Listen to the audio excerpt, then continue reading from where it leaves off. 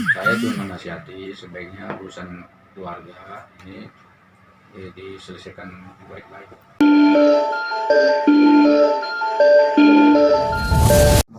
Saya melihat bahwa persoalan yang terjadi antara Ibu Krisdayanti bersama dengan dua orang anaknya, Aurel dan Azriel itu adalah persoalan rumah tangga, persoalan yang sangat pribadi, dan menurut saya sebaiknya didiskusikan secara kekeluargaan, diselesaikan secara kekeluargaan. Karena saya tahu baik Ibu Krisdayanti maupun kedua orang anaknya ini adalah orang-orang yang saling menyayangi sebetulnya. Jadi Krisdayanti itu pun pasti sayang sama anaknya, dan kedua orang anaknya ini, Aurel dan Azriel ini, saya kira sangat sayang sama orang tuanya, ibunya ini. Justru kan di situ mereka ingin ketemu, ingin silaturahim, ingin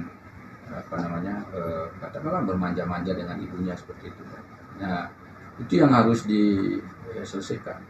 Saya tahu dan kenal baik dengan Aurel dan Azriel ini karena kebetulan dulu Mas Ana Bermansa itu juga ada lembaga Pacipan selama 5 tahun, dan saya beberapa kali berkesempatan ketemu dengan anak-anaknya, dan saya lihat mereka anak-anak yang baik, anak-anak yang taat pada orang tua, juga nggak nakal, dan mestinya ini lebih gampang diselesaikan. Saya berharap ini bisa dituntaskan dengan baik ya. Dan masalahnya kalau diumbar ke publik itu bisa jadi konsumsi publik, nanti bisa jadi pembicaraan, dan tidak semua apa yang ada di pembicaraan publik itu baik gitu. Dan ada juga yang menafsirkannya nggak baik. Sementara menurut saya sejauh ini tidak ada problem sebetulnya untuk antara ibu dan anak-anak ini. Itu pendapat saya. Jadi sebagai Dewan Kehormatan melihat sikap KD yang mengumbar-umbar di sosial media seperti apa? Ya ini sebetulnya kan belum sampai masuk pada ranah Dewan Kehormatan. Kalau Dewan Kehormatan itu dia mengurus jika ada yang tindakan atau perbuatan baik secara pribadi maupun lembaga yang merusak kehormatan dan citra DPR.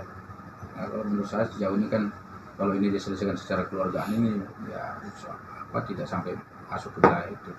Kemudian kalau ada hal-hal tindakan yang bentuknya ancaman, kemudian perbuatan tidak menyenangkan, fitnah, seperti itu baru masuk ke ranah.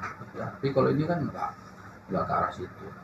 Jadi ini masih bisa diselesaikan lah menurut saya secara baik-baik. Dan saya lihat niat untuk menyelesaikan itu ada, cuman caranya mungkin yang belum pas. Buktinya kan ada klarifikasi. Jadi kalau ada klarifikasi kan berarti ada niat untuk menyelesaikan.